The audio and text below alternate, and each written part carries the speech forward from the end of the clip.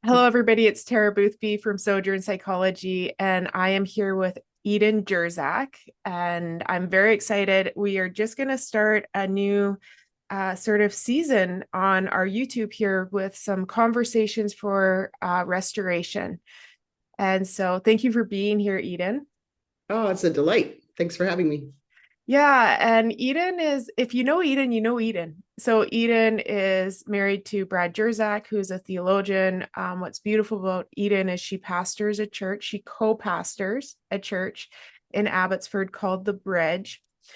Before we get into our conversation, though, for you, Eden, it's very important to say you co-pastor. And I'm just wondering if you could share with everybody why that is. Um, hmm, that's a question out of the blue. Okay, so when I was asked to step into this role, I was asked to step in as the leader of the church because that was the vacant position. For many reasons, I didn't want to be the leader all by myself. And so, because there was a woman already functioning as a pastor who had more experience and probably is far more gifted than I am, already in a role at the church, I spoke to her and just said, "How about we do this together?" And she just had this emphatic yes. I didn't feel like it was wise or good to like leapfrog her by just, suddenly being put in a position. And because of our gifting and the difference between our gifting, it's a really good uh, pairing of leadership roles. And I love not having the final word. I love having to run things by Sarah. And I love that we can kind of wrestle things through before we present. And I feel like it saved my bacon a lot of times, Yeah. actually. So it matters to me because um, I'm not taking the lead role. Sarah and I do this together, absolutely. And so I don't want to take any credit that's not mine to take. Yes. Yeah. I think that that's just such an important testimony of leadership, and I love hearing you talk about it. Um, and it's really, really cool to have a female pastor and to talk about, we're going to talk about some of your intention for this year for your own personal growth and mental health on this love discovery of who God is and all of these things. So we see this beautiful bold word behind you with. Can you tell us a little bit about what is this word and the meaning for you, the meaning making going into this year? Yeah. So we regularly, like Bradley and I, but also some of our friends, quite a few of our friends actually, just kind of decided years ago already, let's have a word for the year. And so we would all kind of listen and maybe we would share it at New Year's or when it came out. And what was fun was recognizing that other people had um, very different words to ours, but you could see how that word developed in their life over the span of a year. And then at the end of the year, we could look back, right? And and so I haven't every single year, but this year I did, and I listened quite concertedly, and I came up with, which is a weird word because it's it's a weird word to have in the mix. So when I shared that with Bradley, then he's like, well, like that's interesting. How does that actually like develop, or how do you use that within this context? And I said, I feel like it's a posture I'm going to take this year, that I want to be with people, I want to be aware of who's with me. I want to discover how being with can look, and just like let the word permeate through the year to seeing like, what is this like? How can I be with people? A little bit of how it came about was that I was having a conversation with our youngest, and I asked if they had a word for this year, and it came out as solidarity. Mm. And so that tends to have a little more of a political connotation to it. But it got me thinking, and I thought, for me, what does solidarity look like? And the word with came from that. Yeah, I love that. And I think, boy, come the end of the year, what an amazing conversation you and your child can have about that, like standing with and being with. The word with for me, when I heard you speaking about it with Brad on the short clip that you guys have on social media, or he does because he's the social media giant. Um, I thought like as an attachment focused clinician and things, it just made sense. Like being with is something we talk about all the time, but the practice of contemplating on a word, it's really to draw it in and to embody it. So I appreciate that because I choose a word. My word for the year is faith this year, and I don't know if I really am up for discovering what it's like to embody that one. Good luck. I know, we'll see. We'll see. So that's wonderful. And then I'm curious because here we are and we're on the Soldier in Psychology YouTube. And so I I obviously am trying to create some free resources that are mental health related, but also I'm a student of theology. You and I aren't theologians, but we think about godly things and Jesus-y things and spirity things. And I'm wondering for you, Eden, and you can start where you start with this answer, how you see, the moment or the story of believing in a loving God and how that sort of transfixes and the changes that start to occur in one that benefit our mental health. So I don't know if you fall back into a story or the beginning point, or if you just have a sense into how you see your mental health has shifted because of knowing God is love. Okay. Well, I think I have some points in my journey um, that were quite transforming, and so I'll just tap into those. As a young child, I definitely was groomed to have a shame-based personality. There was lots of shame to go around.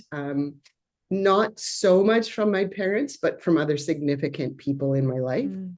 Um, and so my connection with God was very shame-based.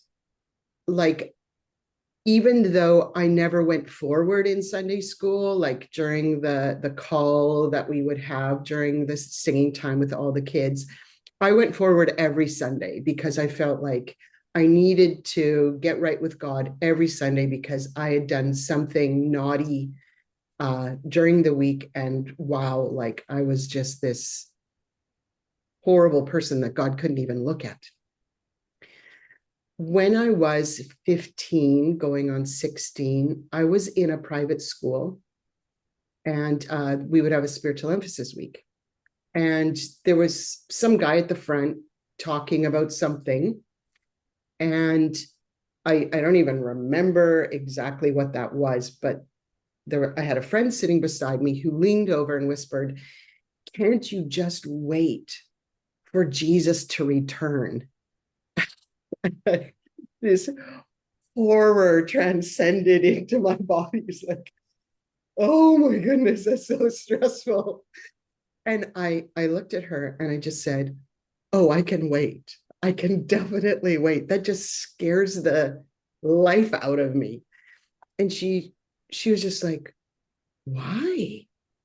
Why? And I said, because what if I'm still in a state of sin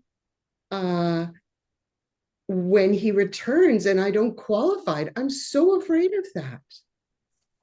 And she goes, no, Jesus died for our sins once and for all. It's taken care of. And I'm like, what? And I don't know where I missed that little piece of information, but I started to take it in. And the posture that it felt like it changed at that point was, until that point, 15, 16 years old, my entire faith posture had been looking back. Like checking, what have I done? What do I need to apologize for? What do I need forgiveness for? Did I miss anything? Did I got to sweep the corners?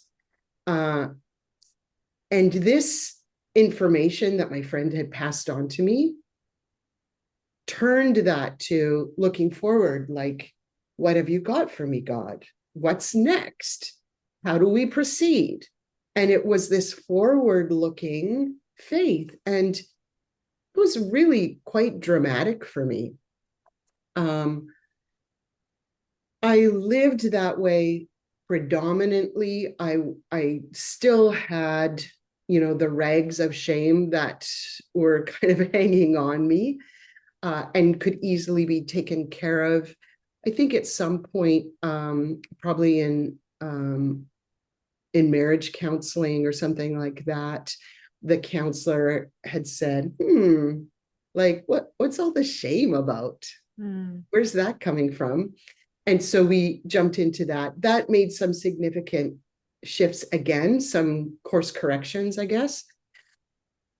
And then in my late 30s, a huge shift happened again. It was the year I was turning 40, and I had this big year of epiphany with God. And I learned just how much Jesus was invested in me and the things that I was holding on to or had buried. And so I'll try to keep this brief. I started to have these dreams about Jesus coming into my backyard in a backhoe and digging things up in my yard. And it really made a big mess. And of course, the yard was a picture of my heart. And we were finding things that maybe people had thrown over the fence that didn't actually belong to me, but somehow it got incorporated in my heart, in my yard, right? And so we were sorting through things and also finding treasures and beautiful things that I had forgotten about that had also been buried along the way. And so every night I would dream, every morning I would write out my journal and what had transpired in my dreams. And it came to a point where Jesus, as I'm listening about my dream, Jesus calls me Eden, and my name had been Edith, and he called me Eden. There's a longer story underneath that one, but I decided that I wanted to embrace what Jesus was doing in my life, so much so that I would change my name. Beautiful. And like Abram and Sarai and Saul changing their name, but not entirely. So Abram to Abraham and Sarai to Sarah and Saul to Paul. My name went from Edith to Eden. And I think in hindsight, so just before I turned 40, I made this, a legal name change. And I feel like that was a huge part of why I landed in better places, is because I entirely embraced what God had done in my life. I was like, not only will this be just for me? The name change affected my family, my parents, an entire church. And even just watching how gracious people were to making that adjustment on my behalf was very empowering and brought so much health to my heart and to my mind that I've just never been sorry I did that. Yeah. I think there's so much that you've just said about, first off, when you're 15, just having a friend with positive intention meet you in such a loving way, and that small seed started to be planted in this landscape of shame, and right there things start changing, so it's beautiful to look back on, and all of these moments that going forward. I think you talking about changing your name from Edith to Eden is also such a unique and important testimony. Testimony for us who are deconstructing, reconstructing, whatever we're doing in this journey, healing from the raw spots and the painful stuff that happened for us in our church experiences, but also to, because of with your church is affirming and inclusive, right? Yes. So for your people, maybe you can explain that, because I've had David Hayward and I are friends, so I've asked him these questions too, but I'm curious for you how you would notice inclusion and affirming, How I would notice it? or explain it, I guess. Like, what does that mean? Okay. For us, as a church, I think we had a spirit of inclusion. It was not so conservative that we weren't already including people, particularly queer people in our community. But because the church has been so overt and so public in its this is the general church, the overall church, so overt and public about its dismissal and its marginalizing of the queer community, we felt that it was really important to be intentional, vocal, and very specific about what we meant. So what we meant was the inclusion is come, and of course you are welcome, and of course come as you are, as you decide, and then the affirming part of it is also bring your gifts, like bring like what makes you tick and the ways you express yourself and express in a worship setting or like in a church community. And we're not going to dismiss you. It's not like you can't sing or lead because you're queer. If you have a gift, like let's share, right? And so a lot of churches will say, well, we're inclusive. That means you're allowed to come and you're allowed to sit down and you're allowed to just stay sitting down. Don't try to pretend you can do something here. And we're like, you can speak if you can speak, and you can sing if you can sing, and whatever else you want to bring, please bring it. And so it's been beautiful to watch. Like, so we have queer people in our church who participate fully like any other person. And we also have drawn in a lot of parents of kids who are queer. Wow. Who know the parents no longer fit in the larger church, where inclusion and and the affirmation of their children is not allowed. And so that actually has been, I would say, in this last year, the biggest influx of who we are. That's beautiful. Parents of queer kids. And I just think what a special surprise. When you tell me this piece, I think of all of the LGBTQ plus kids and adults that I work with who would just long for their parents to want to find a way back into loving their child or into connection and relationship. That's so special. So an interesting dynamic of these folks who have come. So they're not young families. These people are 50s, 60s, 70s, right? Yeah. And some of them have more than one child who's queer.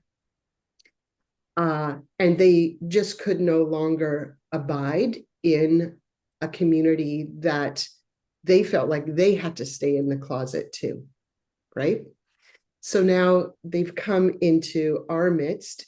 Some of them have like support. They're a support for parents with queer kids. Some of them do home groups. Some of them are just enjoying being in a healthy environment on a Sunday morning where they don't have to wonder what would happen if they had brought their child to church. In that, and I lost my train of thought. Sorry about that. In the process of having them drawn in and being a part of us, we are seeing that the kids, their children, adults, have still not followed what's happened in their parents' lives. And so there in several cases, there is years of shift in their parents that these kids are not aware of. And it's only now dawning on them, my parents have made a shift.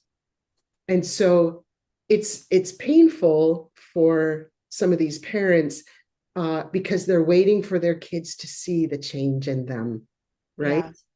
And in some cases, there's not even an opportunity to have a dialogue. But now things are starting to unfold, and these kids are seeing, oh my goodness, my parents have made a massive shift in their later years, right? Like we're on the other side of half, right?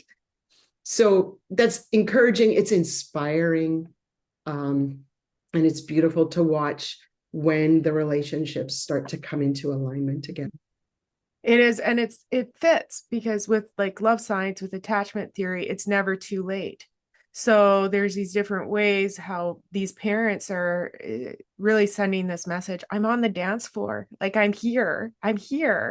And so of course the children, then adult children or otherwise, are watching and say, well, are you really there? Can I trust that you're there? What if I trust that you're there and you disappear again? But it's beautiful of this, like with love science, we're looking in parents for markers. Are you accessible? Are you responsive emotionally? Are you emotionally engaged? Like, are you there for me? Yeah. And that fits too. It's the parallel between our own personal love, discovery, and recovery, and then the action of what you're doing in this church in the bridge in Abbotsford is the discovery and the recovery. Yeah. It's amazing. So then how the shame story and letting love ooze over you, how are you different? I guess your sense of self and your identity, how has it changed? Well, I think as I've become aware of how more expansive God is, how much bigger than the rule-based version I had and that I started with. As I've discovered that and as I've walked in that, I think I've become more open to seeing God in more places, in more people, in more ways. And that's one of the things I like to bring on a Sunday morning, is giving folks a bit of a what about, so that maybe they're seeing God in a more expansive way. I I write out most of what I say on a Sunday morning, including the welcome and all that stuff, because I'm not very good off script. It always goes sideways. Sorry. But um, one of the things that I do allow, like just a listening mode for myself on a Sunday morning, is entering into the sung worship part of stuff and letting maybe words or a melody or thoughts that come from the words or melody to be the thing that I transition us from the sung worship into announcements and call time. And I find that super helpful, because there's truth that has just been sung, or maybe something highlighted that maybe I'm not so sure about anymore. Yeah. And our church is good with the flex in that, right? Like it doesn't all have to just line up tickety boo, because if it all had to line up for all of us, we wouldn't sing anything. So we just let that go, and sometimes we change words a little. But I'm trying to transition that. I'm trying to listen to what's there and then say something like, you've heard it said, but now we know. Yes. And just trying to, like, even in a church full of people who have deconstructed or are in that process, I want to give building blocks all the time, not just keep tearing everything down. And I think my process, my ability to leave shame behind, and all of that has allowed for me to have eyes to see that kind of stuff, and a heart that can care for people who are still potentially in a place like that. And we don't, what I hear you honoring and I think challenging us with is, we don't have to blindly agree. We're going into these moments of church, and we can have questions, and we can struggle and wrestle. And I'm thinking, as I'm listening to you, who might be curious to hear the two of us talk. And a lot of times it's the people who are starting to wonder about the institutional trauma that they've experienced in their past and what to do with it. And when we notice trauma, then we think, okay, well, I have to throw everything out. I have to, like you said, hit all the building blocks out from underneath me. But the real goal with recovery is to be able to see what was good and what was bad, which is what I can hear in your story as well. And then I'm a student at SSU, which is Brad's the president, your husband's the president of the school. And I just like head over heels in love with Ron Dart, in a total like camaraderie way. It's nothing romantic. He's just like, bomb from heaven for me. And we're starting to read Evelyn Underhill. And I'm really being drawn into the idea of the call to being in institutional connection, and it's this a corporate conversation about spirituality. But when we start leaning into there, I feel a little afraid still. I'm like, is this going to hurt somebody that I'm saying churchy things? And yet your church is full of people who have, maybe some of them, been more hurt than hurt than I could understand, I think. Yeah, I think one of the things we desire to do in our little community um, someone introduced a new person to me and said, Eden endeavors to make this a safe place. And I said, oh, correction, not safe, healthy. Mm. And I think that makes a big difference, because safe means you're not going to get triggered. You can't go anywhere without getting triggered. Something is going to affect you, right? And especially if the trigger is the church and now you're finding yourself in it, you're one big button just getting poked over and over and over again on a Sunday morning. So, of course, it's not going to feel safe. But can it be healthy? Can it be a place where you can process and you can ask your questions and no one's going to jump down your throat for having a question? So, one of the ways we do that is we have Q&R at the end. We stay away from the A word as much as possible because that is part of what folks were harmed by, the solid answers, the certainty of this is how it must be. And so at the end, after the person speaking is done their talk, we open up the floor via Zoom and in person when we're in person. And I walk around with the mic and let people respond, reflect, regurgitate, like whatever are they have. And sometimes they will have questions. And we're not big on the answers, but you're allowed to ask your question.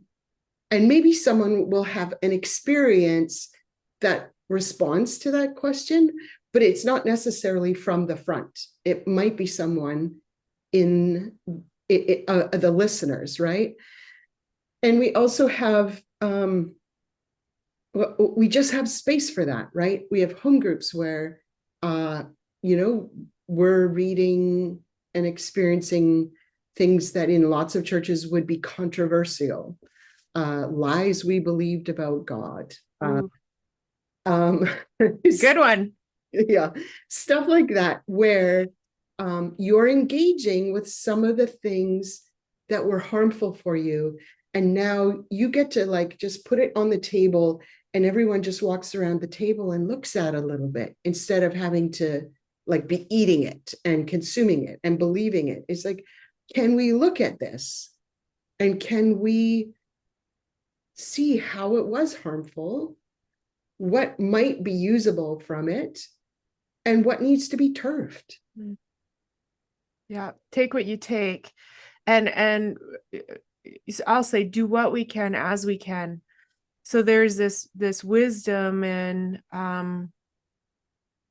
I think some of the institutional trauma and sometimes in the past there's this feverishness of and this potency and this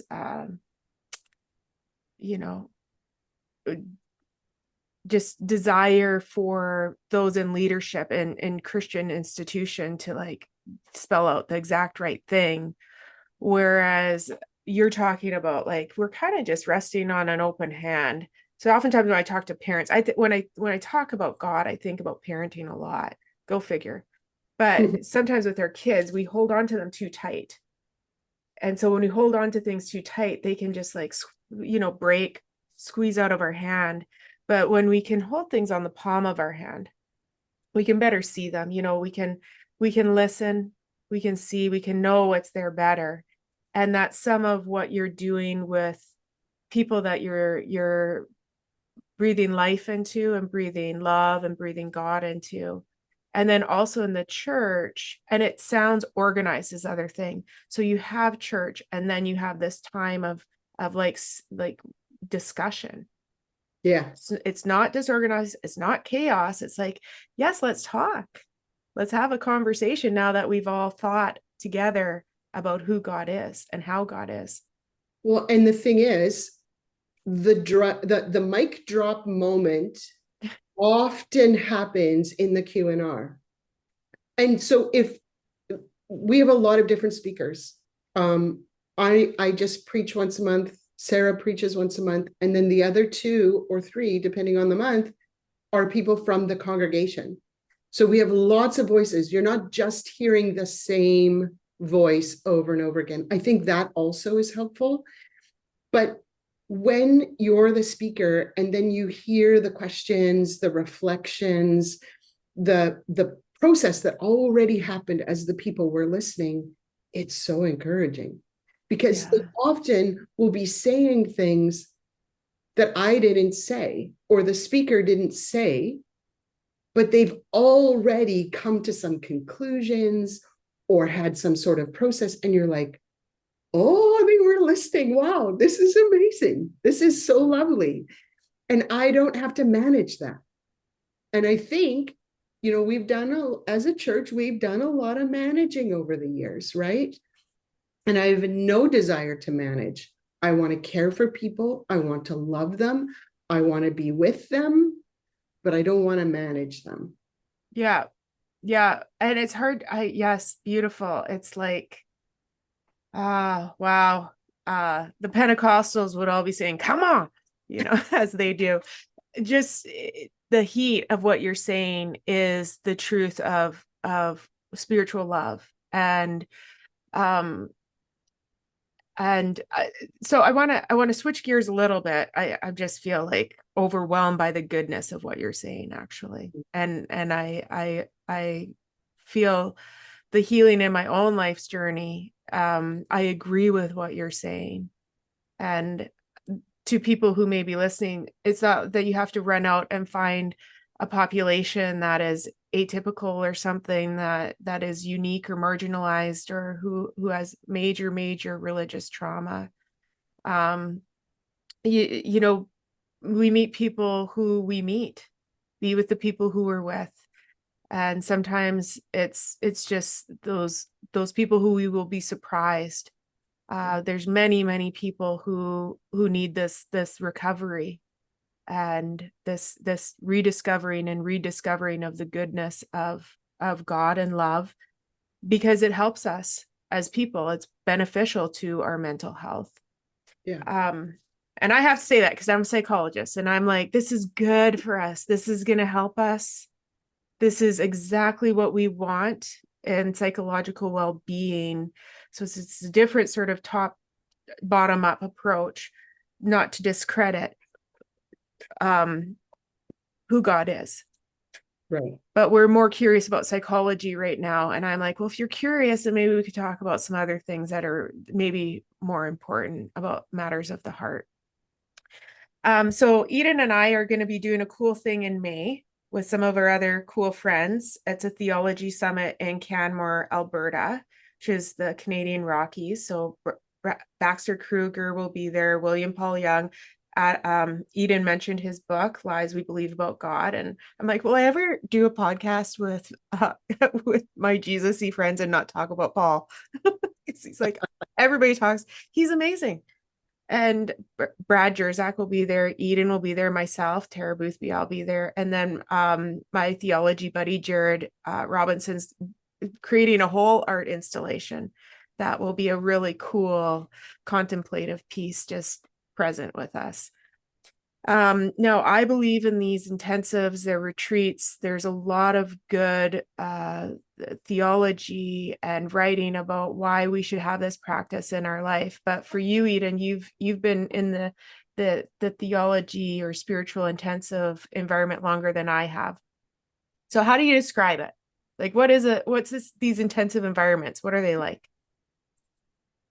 I think the best picture I can put to this is a greenhouse. Mm. And so we're in the winter up here anyways, in Canada, and there's not a lot growing out there, but there's people who even in their heart's winter want to start having things grow. And so you need a greenhouse. You need somewhere where you've got a climate that allows things to grow. And these intensives are like that. And it's the dynamics that make it function that way is that you have speakers who, I'm not a theologian, but most of the others are, and but they're still authentic people, and they're going to be real about things. And that's like a whole bunch of permission for people who are engaging and listening to be authentic and real as well. Mm. I think that's a big dynamic of growth, is when we can be real. That was a big part of my thing, switching from good to real. And then the other dynamic is that you have really great topics, and you get to engage with them, and um, and you're sitting at a meal and beside each other. And so someone just had this big talk, and now the spinoff is you're having a conversation about that and engaging on that topic with others, and you're hearing others' perspectives, or you're being validated for what you have heard. And so that's like the manure, the fertilizer in this equation. It's like that's what kind of gets things going, and allows people to not just be hearing something, but to actually like let it go in, put the seed in, start watering, start fertilizing, and see some exponential growth that happens within that environment. Yes, yes. And I agree with the idea of the greenhouse. It's funny to me because I'm pretty sure it was this morning when I was waking up with coffee. It might have been last night. Everything's blurry when it's early in the morning for Eden and I when we're doing this conversation. But I all of a sudden I was thinking of, how do I see things right now with spiritual revelation, and even with the being mindful of what we're going to be doing in May with the theology summit. And like Game of Thrones, they'll say winter's coming, and it came to me, it's like we're in we may be in winter, but summer's coming. And I was like, oh, that's so cheesy. But it's similar with the greenhouse Yeah. and this growth curve. So you have this intensive experience that's very life-giving and normalizing and very real. Yeah. This, that you said, I moved from an identity of trying to be good to wanting and to identifying as, let's be real. Yeah. And so then why do you keep coming back to these intensive? Because my husband keeps getting invited. um, uh, uh, because I just enjoy it. I enjoy getting to meet, particularly the participants, because there's something really dynamic about just sitting around and hearing someone's story, and how did you get here, and what's your life process been, and to hear new stories, and then occasionally like seeing them a year later or something. It's just like, oh my goodness. Like, what I love about seeing someone sometime later is recognizing the growth in them, and then speaking it to them so that they recognize it too. Because we can go along and think, well, nothing much has changed, until someone says, oh no, do you remember you were like this and now you're like this? And so I enjoy that, and it's inspiring just for my own like personal life to just see what the greenhouse did and how the plant has grown. Yeah. Yeah. And it's a mystery. I think it's leaning more into the mystery, which we lose as we age. We form opinions and answers, and we just start living automatically outside of our bodies without really gauging the experience. I agree with you. I think that we come back together, we see people who we've maybe seen before, and we start to discover who they are. What color are their leaves, and do they have flowers, and you know how do they seed in other ways. It's just a beautiful metaphor. I do also like really appreciate on a very personal level, just watching myself form opinions about people before I know them. Yeah. I see how they're dressed, I hear their accent, I whatever, and I've determined how the hell did they get here? And then I sit down and have a conversation about with them, and I find out I could not be more wrong. And it just helps me like, you don't know everything.